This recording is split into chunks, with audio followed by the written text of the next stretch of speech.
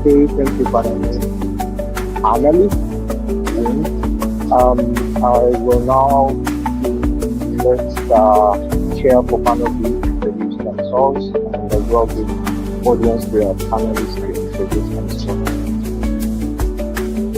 Hi everyone, my name is Titus Neverno. I'm going to be the chair for panel B. All the best in the round. I would like to welcome the panelists to introduce themselves.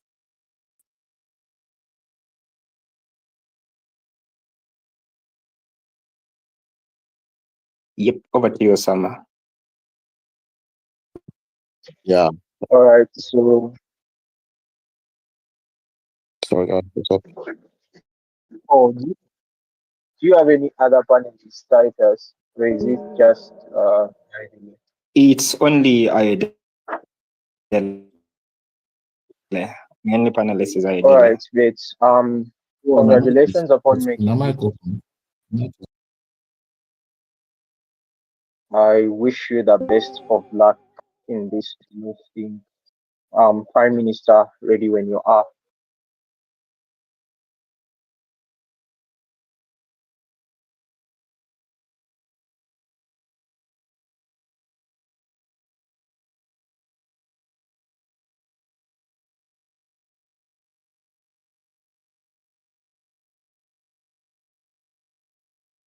All right, so sorry about that, guys. I needed to check something real quick. All right, so Chair, can you confirm I am audible?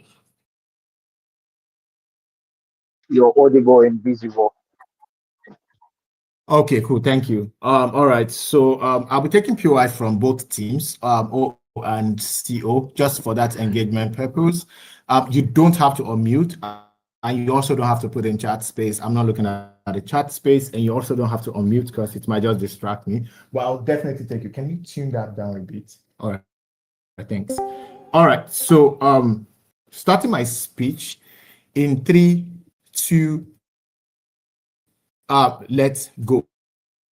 So a couple of things in terms of framing. I think the debate is a belief motion. So there are two things we need to understand: that we could have political change on their side of the house. We could have a lot of things that political emancipation, governance, democracy want for people on both sides of the house. I think the debate is just about which of these specific mechanisms is more effective. So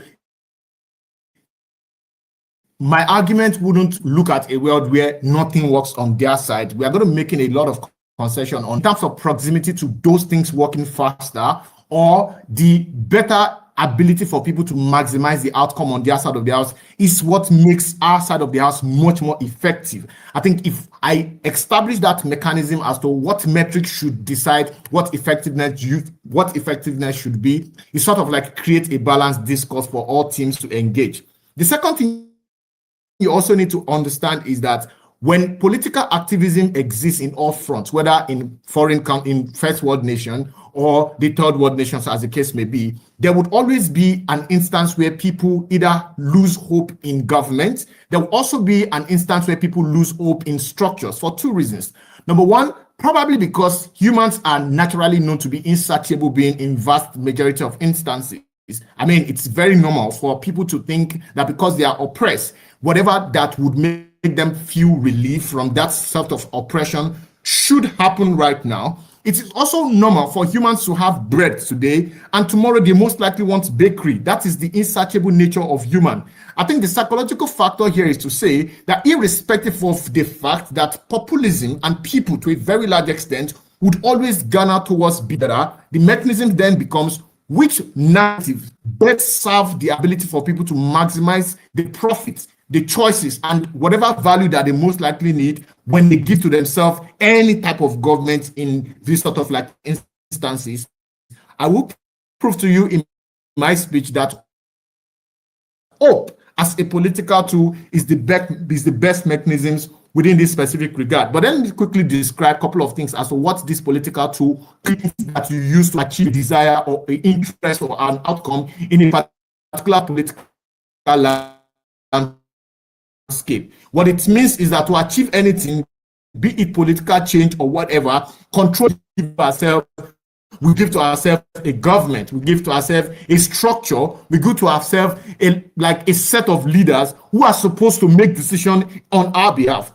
I think we believe that the concession we should most likely make, which I've already done here, is that both are necessarily effective. But we have to point out specifically that which one will be most likely preferable on either side of the house. The first is we think hope is best preferable because it is consistent with the idea nature of the complex problem. It does not just exist on one block. It means that as you're feeling cold on one end of a society, other individuals are most likely feeling hot. What this means is that temperance, patience, which is the mechanism for states to most likely ensure things like collaborative efforts and also internalize the nuances around these specific problems, is something that is most likely best fitting. One, because it makes you to make rational decision and not just rush based on fear that whatever you're facing right now is the end of all humanity in those specific regard. It means giving much more concerted effort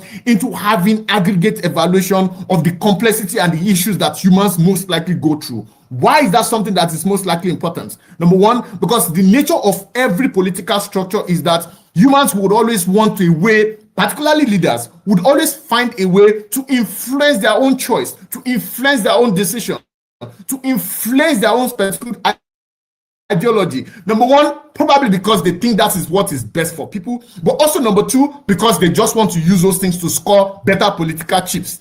If your political tool is fearful in nature, it means that the extent to which you can control the excesses of a personalized or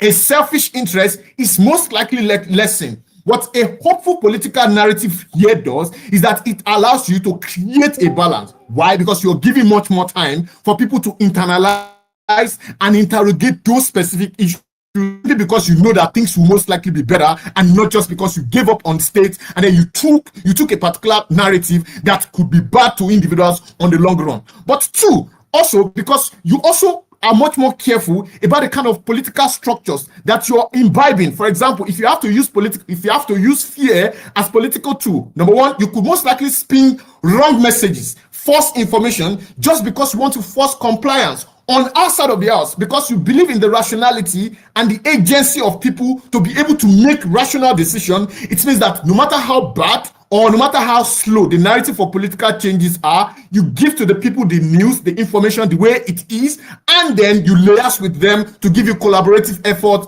in or probably support in that sort of a way. We think in principle that is good, because you owe them that identity, that duty to not lie to them. But two, we also think it is most likely good because the fallback plan is something that everybody will most likely have to share at the end of the day. When your political drive is most likely fearful in nature, there is no cross-pollination of accountability that comes from either side of the society or even from the leaders to the people, because the blow line of accountability in itself is something you are going to be working, because you don't believe in the ability of people to rationalize those things regardless. Why is this much more effective, therefore? Number one, because it allows for time and rationality for people to most likely make whatever decisions that is best for society. Why is this important? Because in every society you find yourself, you don't have one singular political bloc, or you don't have just one ethnicity race, or you don't have just one tribe. You have multiplicity of human race. What the narrative of hope does here is that not only does it allow you time for all of them to come together and aggregate one particular thing effectively better, because it allows for the respect of individuals' view, identity, ideologies. When your narrative is of a fearful narrative, you most likely have to establish cohesive and oppressive structures that denies the expression of other people's interests and political ideas. We don't think it is something that is most likely good. Why? Because it limits social progressivity, but also two, because it most likely creates things like fearful narrative, whereby the danger that is created by not listening to other individuals most likely compounds the problem that you are most likely trying to solve. Hope is good, not just because it works better, but because it is consistent with the particular principles that establish the entire human race. To this end, we beg to propose. That's my time. All right. Thank you for the fine speech, PM. engagement is more than highly encouraged. I'm inviting LO to open up the debate for OO here.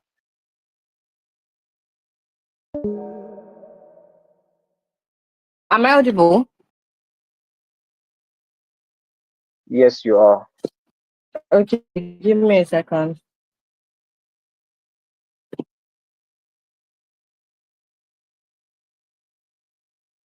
Okay, so I'm going to start my speech in 3, 2, 1.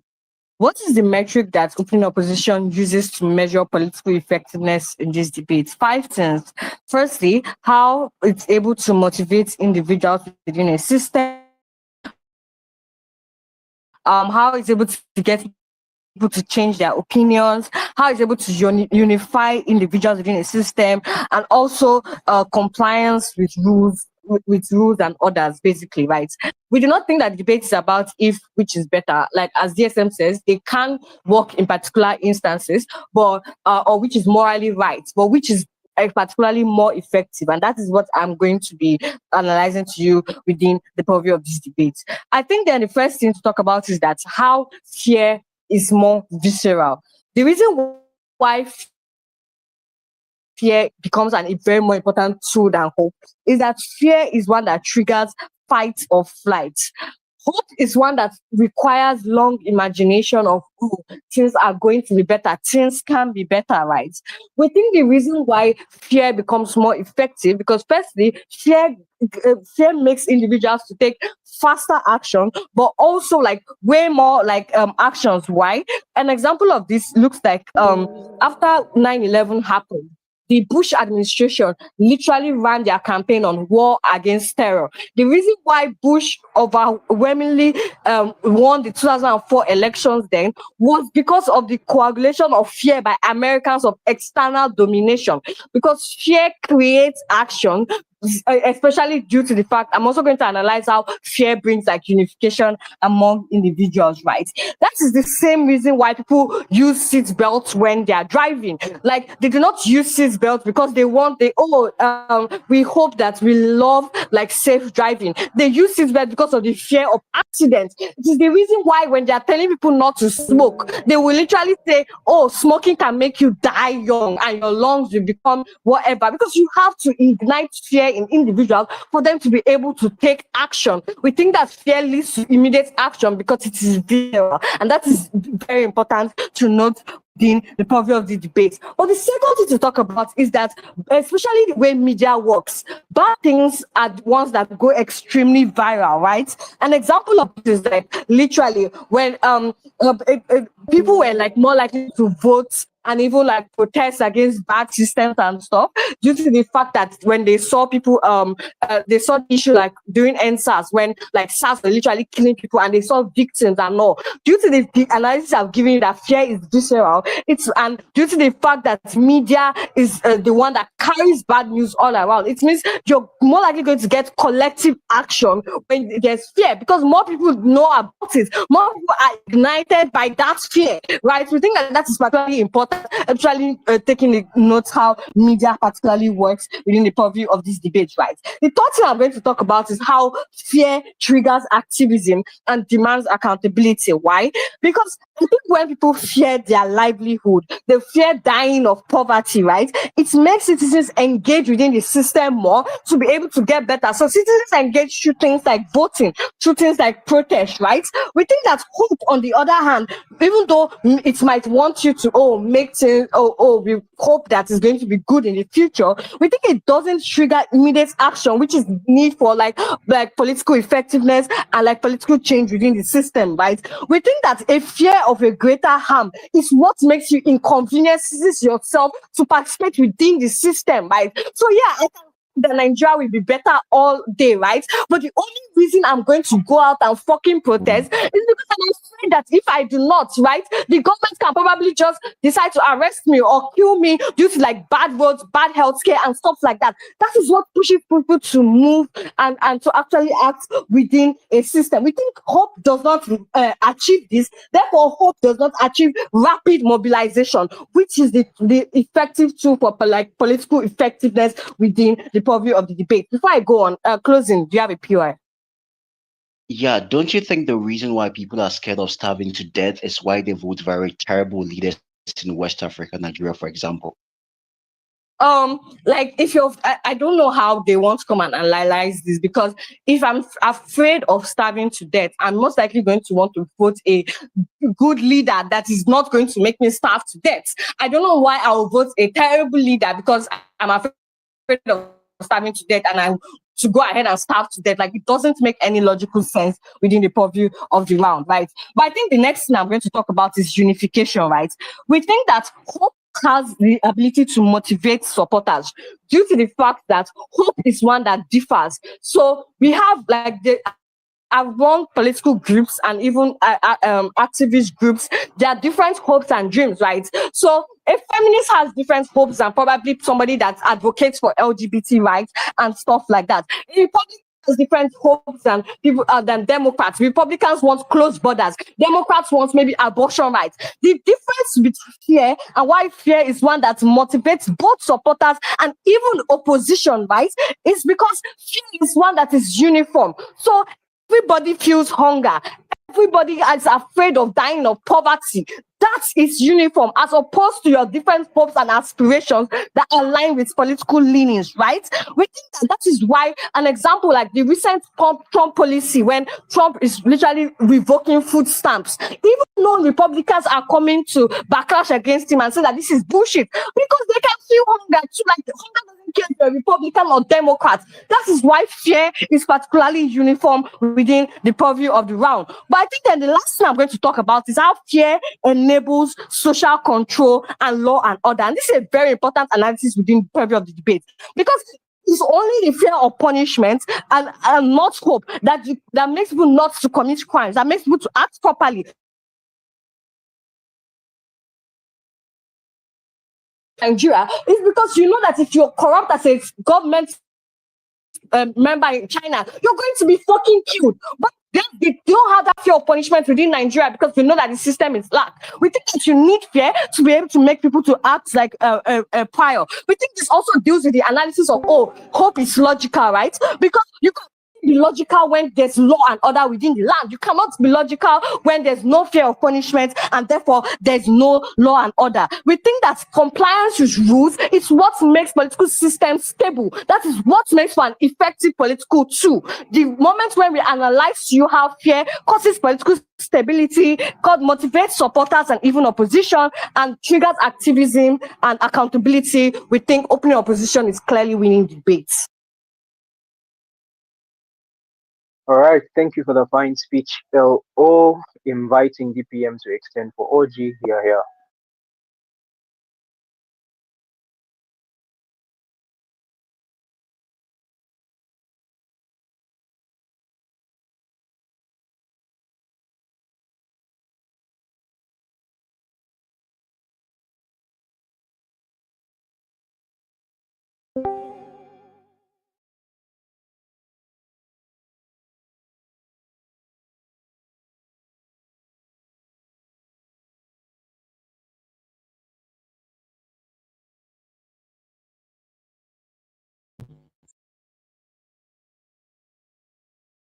Yes, sir, you're audible. Okay, awesome.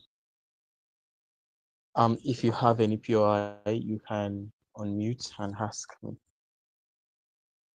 Okay.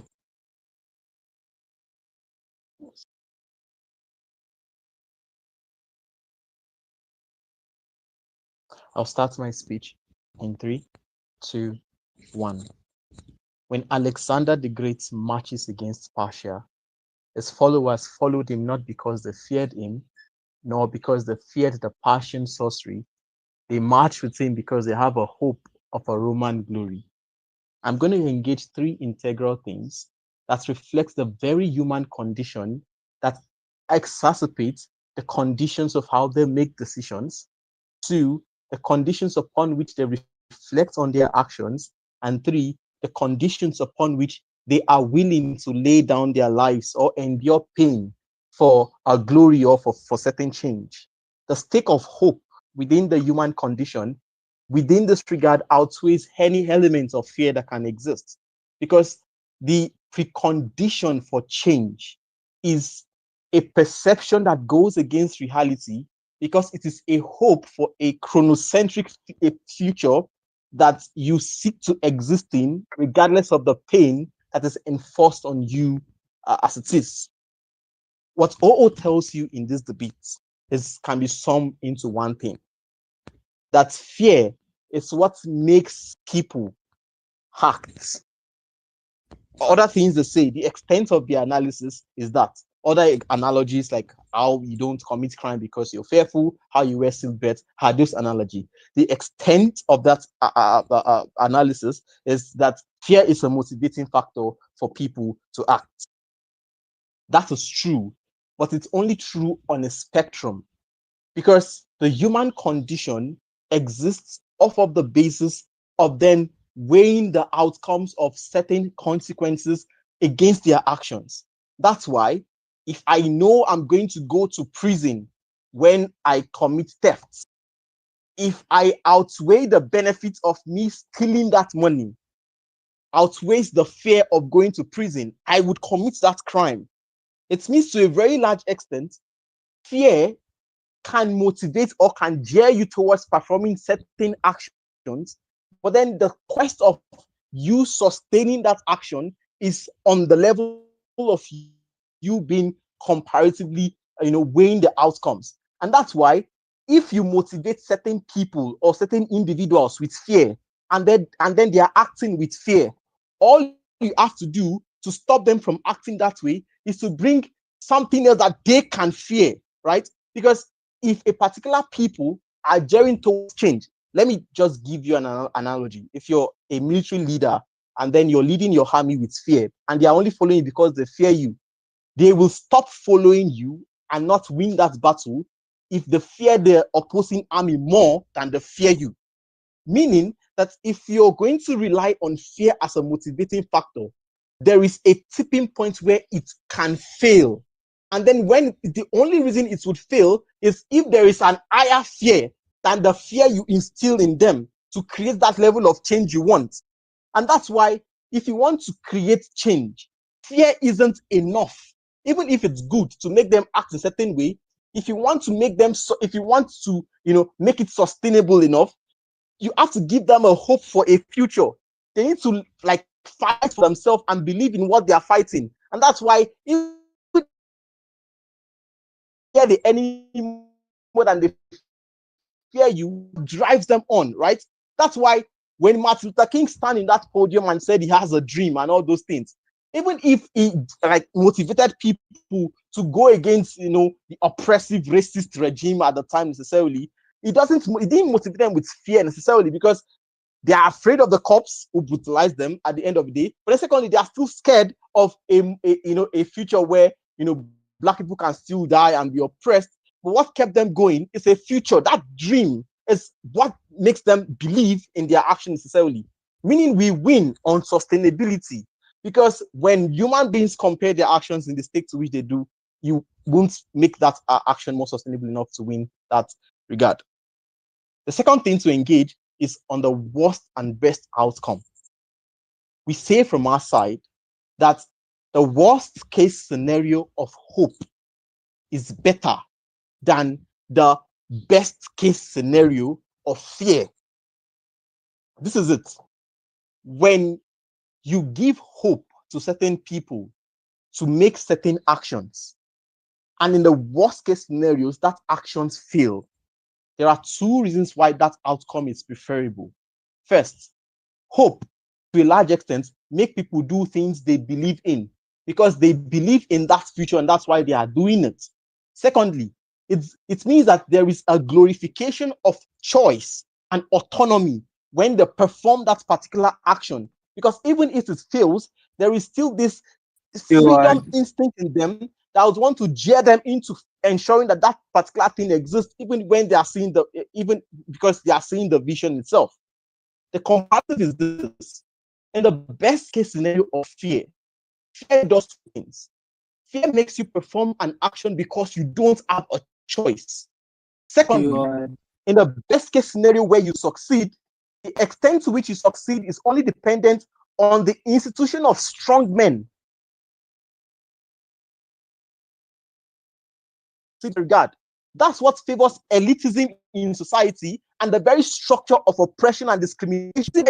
Kind of is bad for three reasons. First, it is not accountable, because in the instance where you repress choice and people make decisions because they don't have a choice but to fear you and they make those particular decisions, they are less likely to critique you. But then secondly, you can't be accountable to them because of the power symmetry. The second reason why that successful outcome is bad is because the extent to which you succeed doesn't trickle down to them, but only trickle down to the elites who are able to maintain that institution of fear and that institution of strong men against the oppressed, which means that the poor within that particular regard are less likely to climb up the social ladder of that success.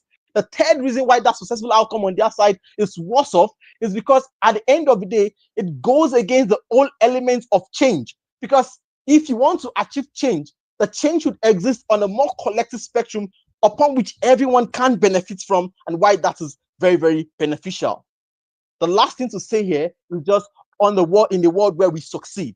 We say that agency and choice, by the way, is very important. Even if the maximization and the privilege to exercise this particular change fails, we think ultimately it's still principally better, because people can still engineer their choice and certain ramification based on the intuition that they believe in it, and based on the intuition that their autonomy is respected. We're very proud to oppose.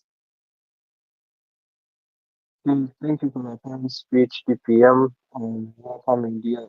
Please keep your time. I hate badgering into people's speeches. Here. Can you hear me? You said. You can hear me, right? Yeah. Okay. So few eyes preferably in my 5th minute around that. Okay, so I'll be starting my speech in 3, 2, 1. I know you have to discard the vast majority of Ajax's case, because maybe a little bit of clarification needs to go into this debate. This debate is not exactly about what's good or bad. It's not to a very large extent about what necessarily favors the people, but to a very large extent, what tool is most effective for politics. So this isn't about what exactly benefits the greater good or even humanity in general, but essentially what would help politicians or politics itself advance. And this does a good job in setting very clear metrics at which you measure whether politics is effective or not. Because we realize that politics seeks to necessarily achieve certain things. Some of them include rapid mobilization, right? It includes compliance with rules and policies. The third thing is the ability to persuade, because recognize for politics to be able to advance, for any ideology to be able to further, you need to be able to change people's opinion and get them to come to your side. The fourth is the extent of their reach, right? So how many people can they influence, and how fast the things they're putting out, how fast does it propagate? But the last thing is the ability to unify groups, because recognize that coagulation is the bedrock of actually any any form of politics you want to carry out, which means that whatever tool they want to necessarily show, they have to show how it's going to unify them. Let's talk about what we get from them. The first thing they say is that hope is rational, right? Recognize that is very contradictory, because the concept of hope, just like this explains, is one that allows individuals to be aspirational. Recognize that aspirations have no limit, which means to a very large extent, people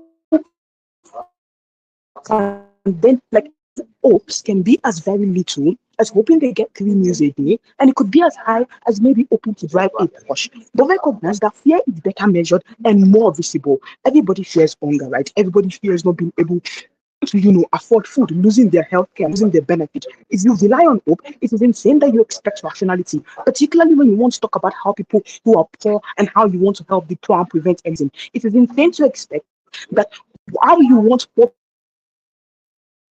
people to mobilize because like this explains to you this like hope fear in the vast majority of instances fear a flight or fight response, right? So when people know that danger is coming, they are more likely to recognize that I want to become a doctor. I'm still not medical school till next year, but I could, if I very much know that my house is on fire, I'm more likely to run out of the building and essentially look for safety. The idea that hope is rational is something that does not stand. The second thing they do like that, to tell you how, oh, it glorifies choice, autonomy, and everything. I already told you how this is about advancement of politics and politics achieving everything we want to achieve. Like the whole idea of, oh, we better people choices and autonomy is something that to a very large extent does not stand. Why does our case stand? Politics achieve its meaning. If they cannot do that, they cannot win. Let's start from the last metric, right? The ability to be able to penetrate groups and get them to buy into whatever ideology they're selling. Recognize that the vast majority of groups want different things, right? So feminists want something different. LGBTQ wants something different. MAGA people want something different. Democrat, like people have different hopes, different aspirations. But recognize that everybody, even the dumbest person, has fear.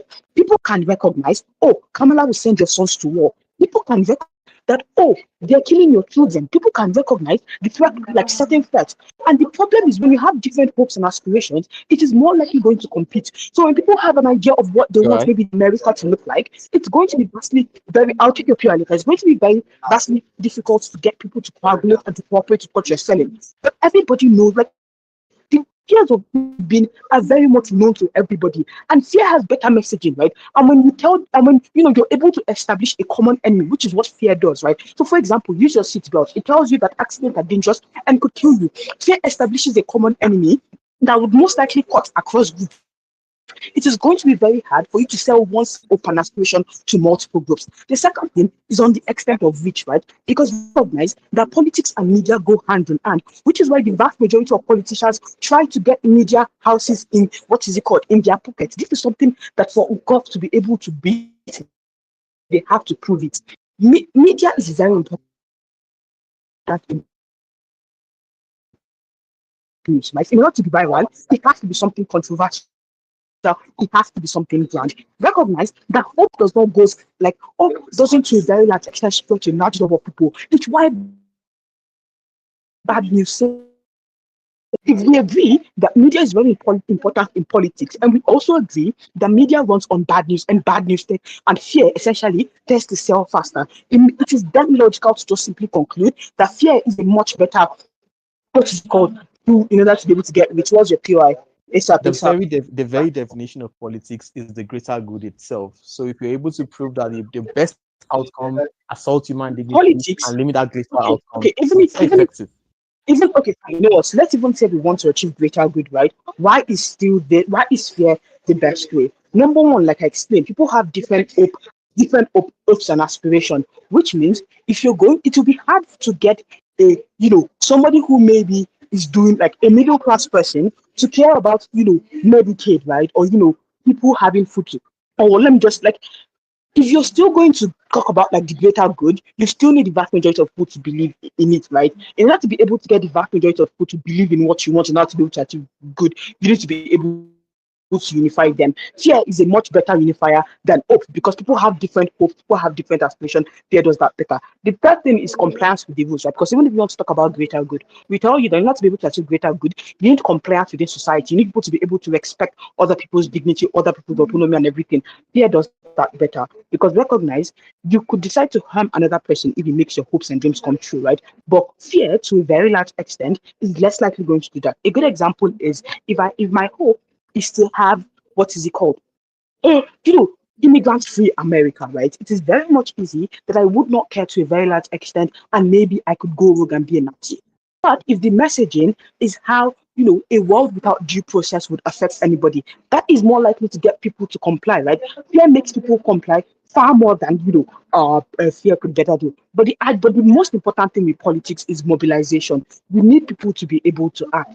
Hope doesn't get people to act because recognize that hope can be self-defeating in the sense that hope like people, the fact that people have different hopes is one thing. So even if people even if they can people mobilize, people will most likely mobilize in different ways. But most importantly, Humans are wired to respond to threat. Nobody's ever going to respond to, the hope of a better tomorrow. Even if they would, it would not be as quick and it would not be as rapid as fear.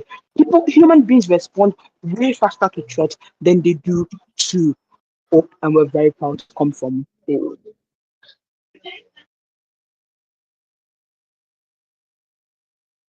Thank you for the fine speech, DL. Oh, that brings us to the end of the opening half. Let's go to back half. MJ, you're very welcome.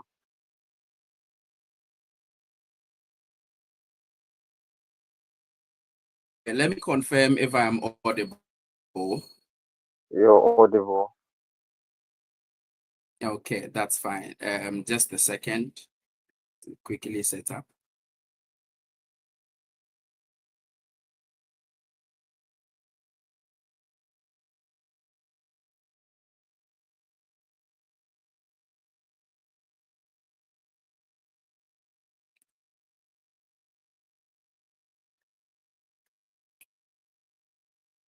Okay.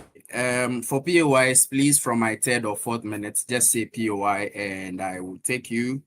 Just to be clear, I'm not looking in the text space because I'm literally using the same device, so I won't be able to look at the text space. So just say POI, and if I'm ready, I'll take you. Just don't badger. I'll do my possible best to take POI. I'm an innocent boy, so I would. Okay. That said, let me zoom back here. And then starts the debate in 3, 2, and 1. There's been a lot of content from opening half, but it's very, very shallow. And here's why. Because you need to ask yourself as a panel, is that at what point is a political tool or belief or philosophy important? Because to be clear, everybody would follow what the government wants when things are going well. And that is to say that people have a huge intrinsic incentive to want to follow government initiatives, to want to respect the law, to want to do exactly what the government wants from them when the economy and the social context are perfect. It means that the very value or true value of any political philosophy or tool is especially when things are going bad. What that literally tells you then is that the point of having a political tool is to ask yourself, which of these two tools are most likely to give me the best form of stability, especially when things are going bad? Because to be fair, on two levels. One, states don't control all global narratives. What that means is that, for example, COVID-19 can hit you hard and your people are messed up. You need to be able to still keep a stable society. You need to prevent people from rioting. Or two, even as a political institution, some people that form the government can mess up. People still need to believe in you. It is especially within those two narratives that a political tool is important. What our argument from opening a closing government is going to prove to you that hope specifically aligns itself with areas when things are going hard, and fear most likely won't survive within those spaces, and that's why we win this debate. Because to be clear, the question you should ask yourself as a panel is that when the pain comes, inflation, conflict, scarcity, which of these two political tools sustains that civil cooperation without the system collapsing in revolt or probably apathy at the end of the day?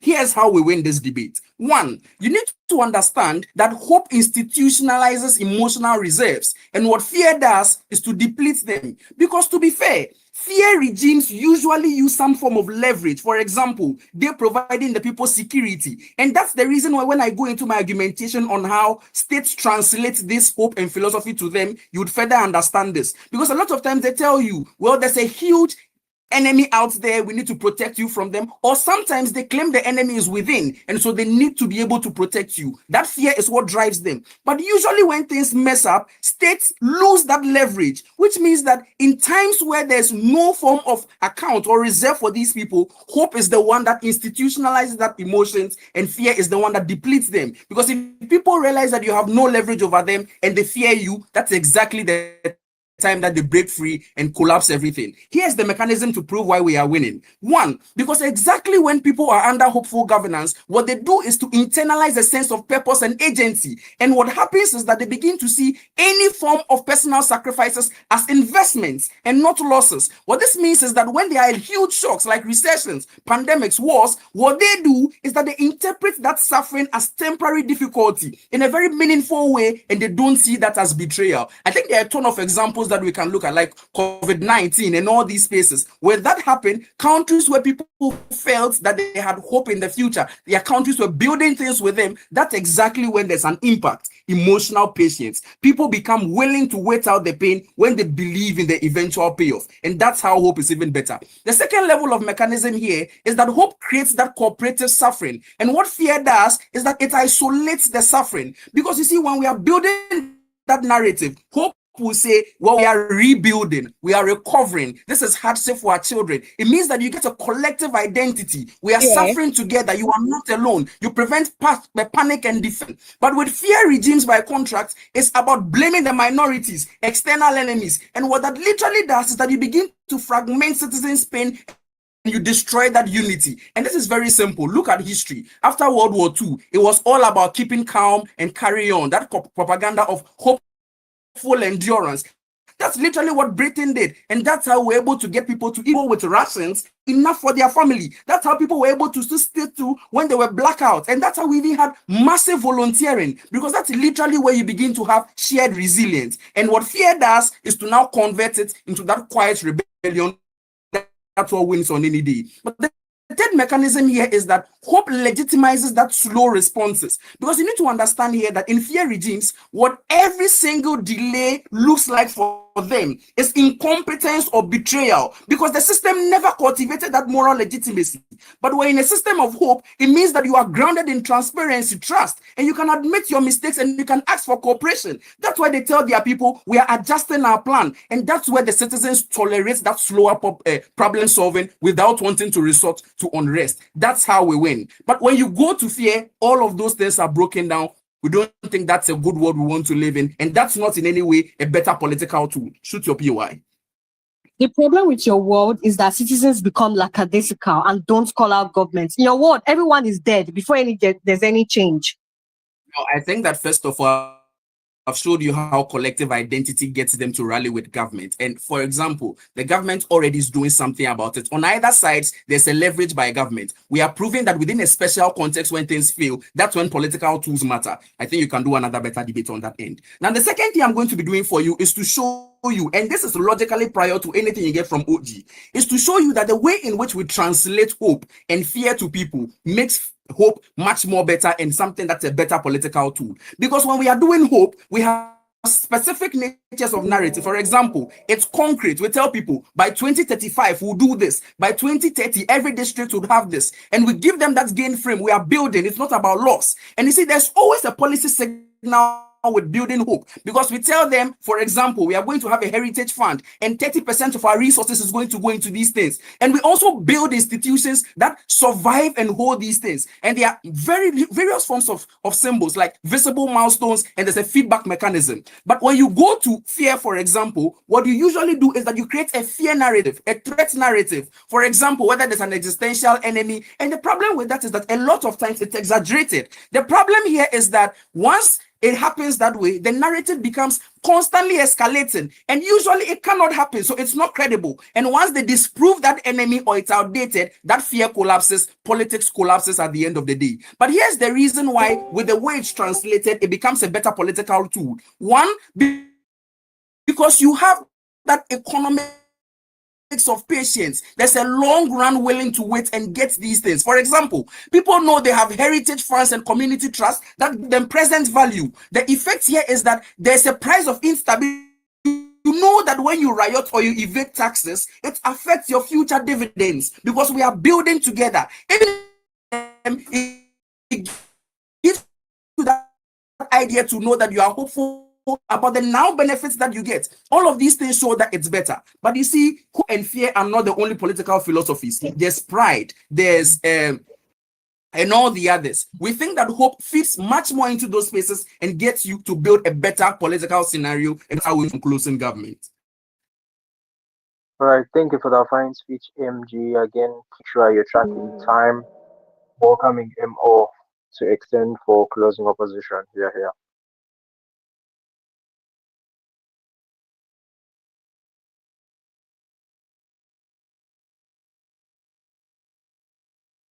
I'm audible.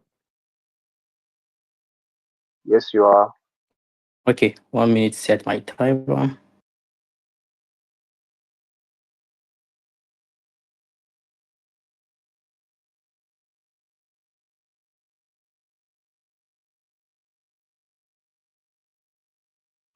If you want to ask POIs, you can just unmute and say POI. I'd be able to listen to you. Just say it once so that you don't say it repeatedly. All right, I'll be starting my speech. 2, 1. To be very honest, I expected a better debate from closing government.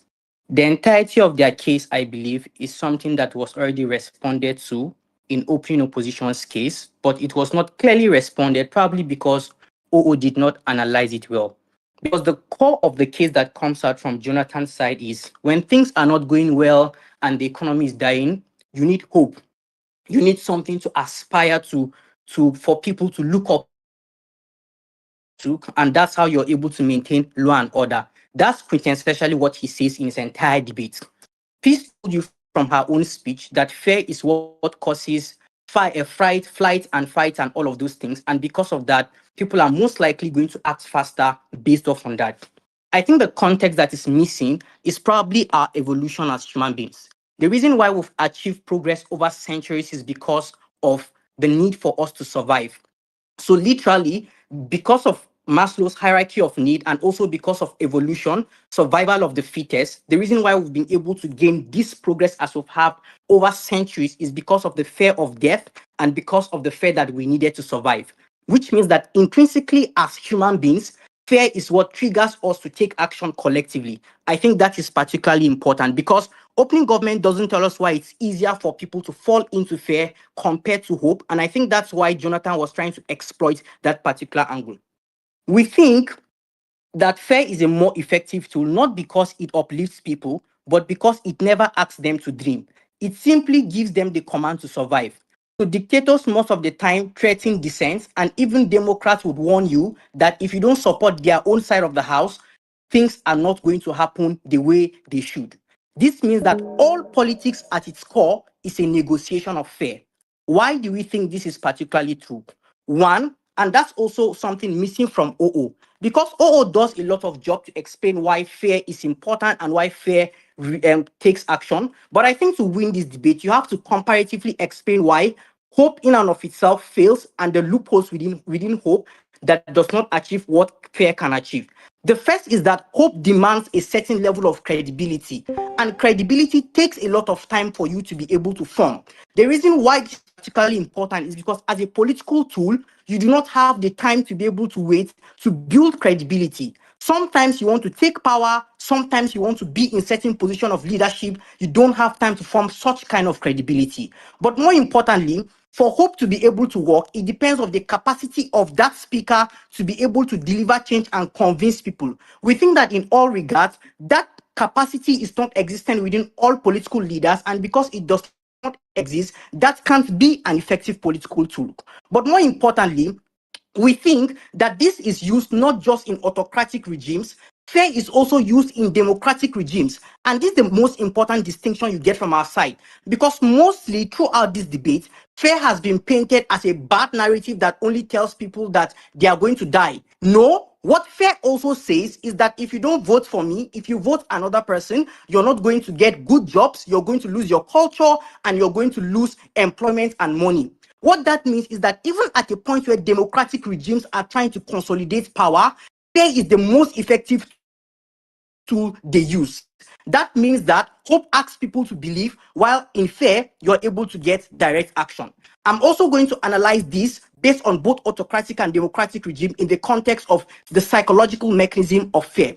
We think that in most instances, in autocratic regime, what they say is punishment, for example, for not applying to laws. But in democratic regime, they manifest this as loss of something tangible and something very important. So they say, if you don't vote aspirationally, you're going to lose your rights, you're going to lose your dignity, which means psychologically on both fronts, whether democratically or autocratically, fear is the most effective tool. But let's talk about how this exists within institutions.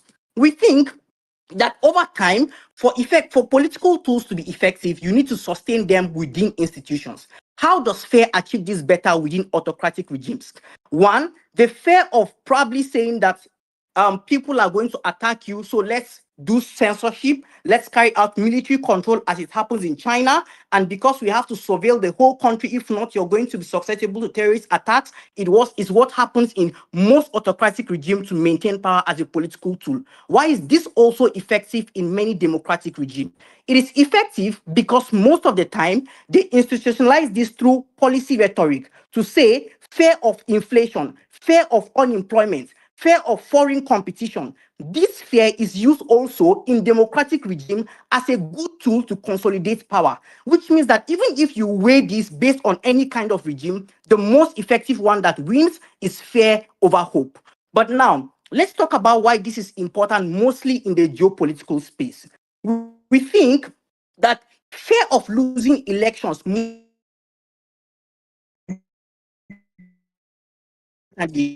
is also what them into action. The impact of this is number one, because they are afraid of losing election, you are able to trickle down impacts even to minority groups in status quo. Importantly, I think at a geopolitical level, the reason why fear is important and effective is because it is what guarantees mutually assured destruction. Because every state is afraid that another state is creating ammunition against protect themselves. So many other institutional organizations because of the fear of mutually assured, because citizens fear also that if they don't POI. engage with the government very well, they won't get what they want at both fronts. Why do we think this is important? Two impacts. One, it reduces the rate of war within states and also geopolitically.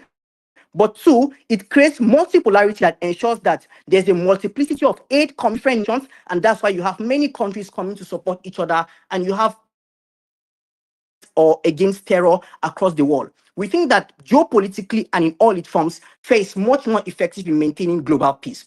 But then again, I think a very brilliant case that comes from DPM is to say that fear has a tipping point because it fails. And he does this by saying that when fear backlash, people are going to revolt. I don't think that is the case. I think that when people are afraid and then they backlash, it is because they are motivated by a bigger fear. So the fear does not change. The fear only changes its nature. It is still fear at the end of the day. So there's no tipping point at which fear fails. On the other hand, the tipping point at which hope fails is disappointment. The reason why this is particularly important is because after disappointment, you cannot recognize the hope of people because they've hoped again and again. On our side, it is much more important because you can sustain fear through lies. You can sustain fear in a much more effective way without using resources and making people to hope for a better future. We think that is particularly important. You don't require credibility, and there's no shortcoming to which this happens. Closing opposition. Okay, thank you for the fine speech. I'm all welcoming Gavwit to wrap up for CJ. Yeah, yeah.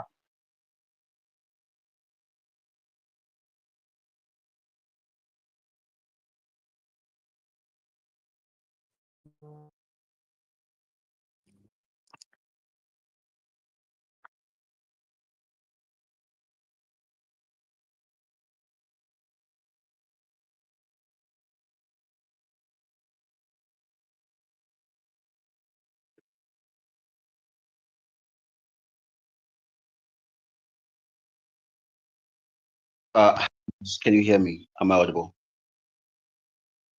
Yeah, you're audible. Okay, cool. Look, I'm actually gonna like type down responses and finish responses. So like give it like a minute, because that's what I'm doing then I'll start.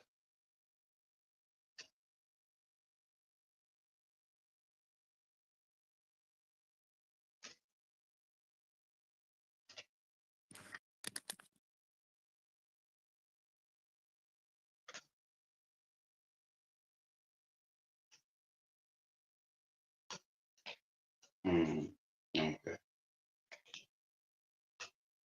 Yeah, PR's in the chat space.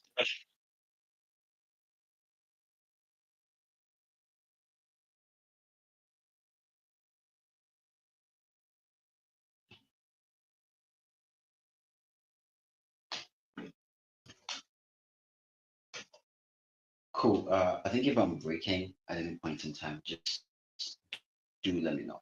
Cool. I'm gonna start shortly. It's easier on this call. It's not easy jumping. Cool. I'm gonna start in 3, 2, 1.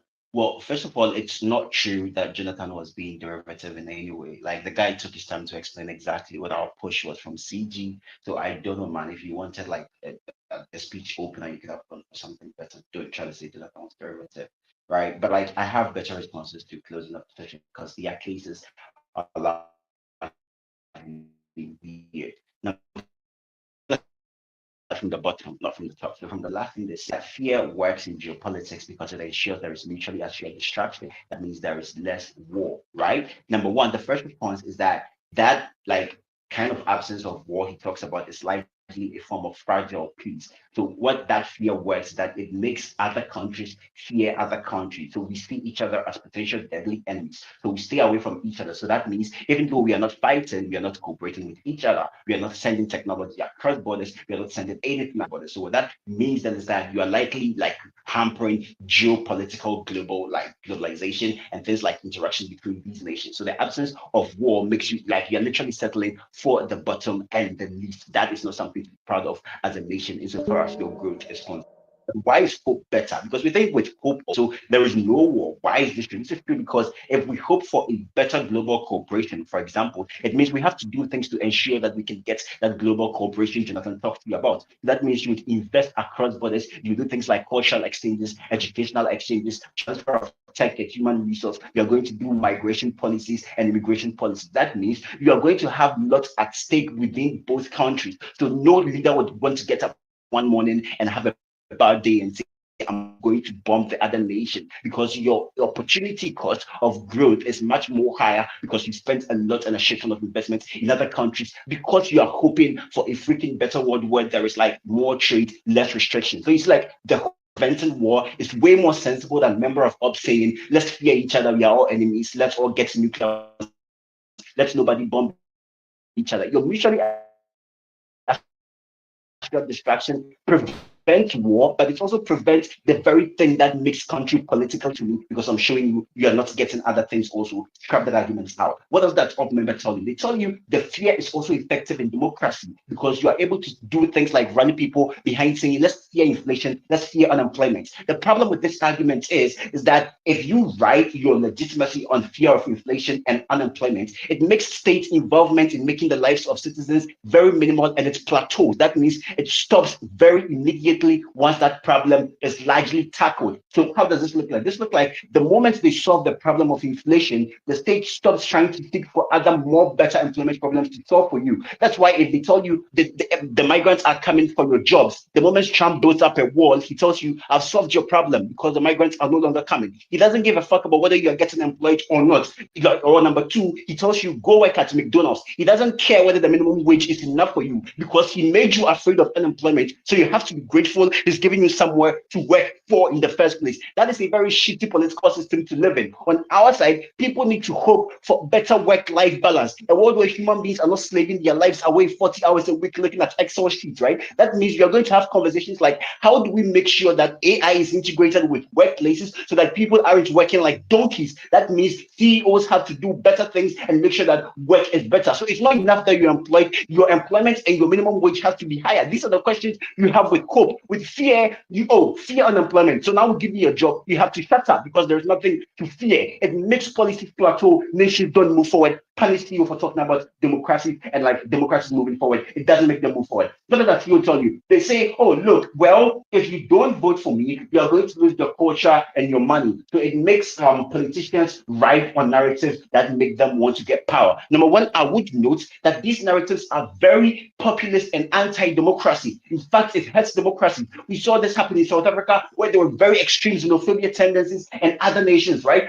Because the idea is if people crossing your border are going to come for your jobs and your healthcare and your wives and your kids, it makes people see each other as enemies. It's funny they're the ones that talk about the origin of mankind and how human beings have life of fear because of nature of evolution. Well, guess what? Nature of evolution means human beings are social creatures. They're supposed to adore each other, love each other, and live with cooperation. So it makes no sense that we're the team defending that let's just fear each other and let's have xenophobic tendencies just because we want to exist. I think existence is pointless if you're not social as a creature. No human being should be living in isolation and only with people from our countries because, well, Theo says fear of other people and fear of migrants. That is a very shitty policy for nations to be running on. Let's move on to opening opposition then, right? Like, despite the fact that like Up Member was trying to kiss us, I don't think that's good. Like, if you have an extension, you can flag that. But let's move on to OO. They give like plenty metrics. I have responses for all of them. The first is that they say, well, fear is more visual because it triggers fight or flight, and that makes people take faster action because Bush administration was better in responding to war on 9/11, right? I would note that number one, fight or flight responses are very bad political responses because they are largely irrational. Because when we are building nations, you need to build them such that you are supposed to have institutions that can logically think through all outcomes before a decision is taken. If you take a decision out of fear, it's often very stupid. That's why the example DLO gave you is also a very silly example because Bush's response to 9/11 is what plunged the USA into endless wars in the Middle East because USA wanted the Middle East nations to fear them. At the end of the day, USA lost that war and they escaped from Afghanistan in 2022 when they were wasting so much money on that military industrial complex. His fight of flight policies created some of Islamophobia and public disillusionment with the USA government. It's a very shitty thing for governments to do by acting on fight or flight. That's why you have the entire nation at your behest, right? The other thing Oden says is that fear triggers activism. When people are scared of dying, they vote and protest. That's why I asked the POI. Several poor people in Nigeria are scared of dying. That's why every 4 years they vote for politicians that bring them back of right. These people are dehumanized to the point that their only meaning of life is you're a human being as long as you're not starving. So take a bag of rice and trade your legitimacy for me. I think these people need hope to understand that they can be more than just bags of rice every 4 years. Unless you're explaining hope to them, all you keep explaining by your politicians is fear starving, fear death, fear starving, fear death. Vote for me for rice, and that's that system that fuck these guys up. But I think the activism they'll get is very bad because DLO tells you that, oh, if you're scared of dying, you do activism. Well, guess what? Effective activism sometimes requires people dying. Martin Luther King died for the activism. So if they fear death, they'll do very shitty activism because good activism requires understanding you want a better world and you are willing to die for that. Or then tells you that, oh, well, look, well, fear enables social control. This is something I'm going to explain and it would weigh us above OG2 on social control. But look, the example about China is that there is more social repression than there is conformity in China. That's why there were protests during COVID-19 and all of those people vanished and they died and nobody could confirm, right? So it means when the state overreaches with social control, minorities are going to suffer. People need to have things to lose so that they would want to socially like conform, not just being like afraid of the person leading them. Vote CG. It's been a great day. All right, thank you for the fine speech. Now, whip inviting the last speaker for the round, opposition. Right. Collins. Am I audible? Yes, you're audible. Your WhatsApp, please. Okay, sure.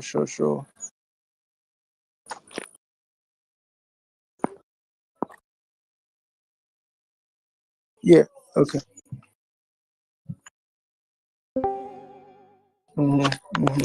I've seen them. All right. Please, if you have a POI, let me just quickly write this down. If you have a POI, please just unmute and say your team role, CG or OG. I would prioritize OG for long diagonal engagement. So please, at JK and DSM, you could just unmute and say OG, and I'm going to take you. All right. So my timer is with me. Oh crap! I'm on 10%. I begin my speech in 3, 2, 1. So every single human being could possibly lose hope. People could lose hope, but people can never lose fear. The reason why the argument of our biological evolution is very critical in this debate is because it is the foundation of what makes you appreciate any single argument that comes from the top half. For you to understand why people could possibly lose hope, like OG says, it is because hope is not as integral or as near to people's imaginations as they would probably like you to believe. But fear is, because of how we have evolved over time as human beings to want to survive, to want to act to prevent those kinds of things from happening. It is a lie, like Sepanana tells you that, oh, once you solve the problem, you won't do that anymore. And Ajake says, oh, fear is just too short-termist. The reason why fear, as part of our biology and our moral evolution, is critical is because it is what even allows you the incentive to want to learn from your mistakes. the reason why the USA would most likely like mobilize to prevent its 2008 financial crisis again, or why the world will mobilize to prevent a COVID-19 like breakout again, is because of the fear of that existed with like that era, because of how they see that even when they've solved the problem, the fear of a possibility of this happening again is something that allows us to mobilize to prevent that. So it is more long term, and this is comparative to them. On their best case scenario, hope is more futuristic. So even when they solve a problem, it's like, let's hope again. What's the next thing we can do? What's the next futuristic thing that we can aspire to or we can imagine? Best case scenario for them. It often is less likely to focus on the bad, horrible experiences you may have had in the past that allows us as biological and moral creatures to evaluate from a perspective of fear to decide how we can delimit those occurrences from happening again. I must be very clear. Open opposition said this, but I don't know why CG just disregarded this. We don't have to defend the morality of fear, and we don't have to defend the worst case scenarios like xenophobia, all of those particular things. That was not part of any team's argument in the upbench. CG just wants to mischaracterize that. Was just unfair debating. A couple of things that Smart brings to you. I've explained to you why the biological argument about biological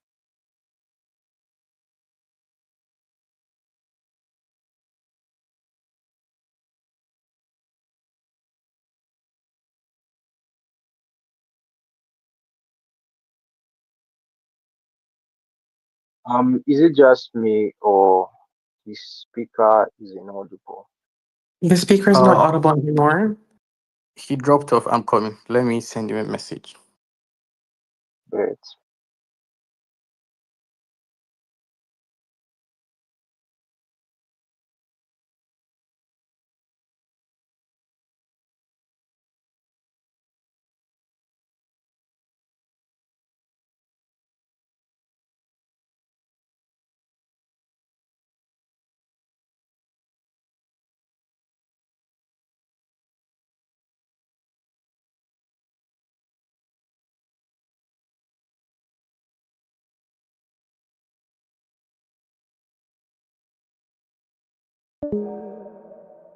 Please, if you're on the call, could you help me just call his direct line? I think it's better.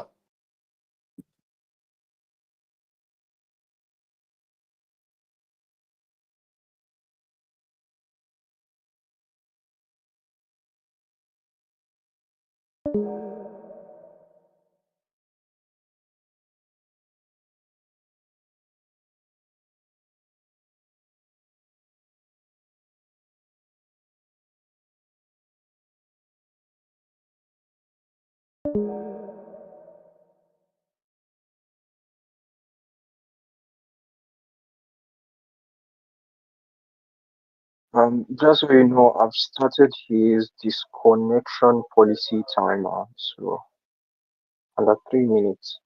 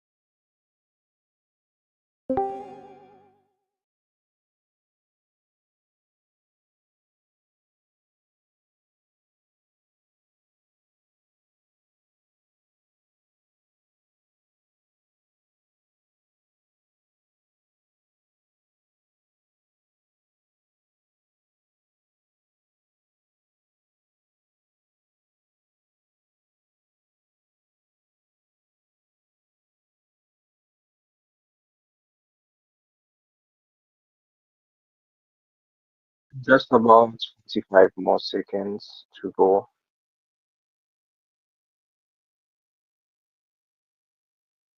In case he doesn't join, I can complete the speech for him, right? Up, but I can see in the chat space. Collins, can you speak now?